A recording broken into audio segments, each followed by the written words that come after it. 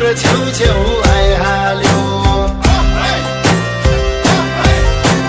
आइराको थोङसे छ्याङ ल्याउन कुखुराको सगुन डाङ ल्याउन पोकर तिर्खा टार्नुलाई भान्जाको छेवार गर्नुलाई नखाए मर्ला कराउला खाए पो मामाको बलाउला पेर बोलला न गाल पानी त्यो पनि आँखाको चाल पानी पेर बोलला न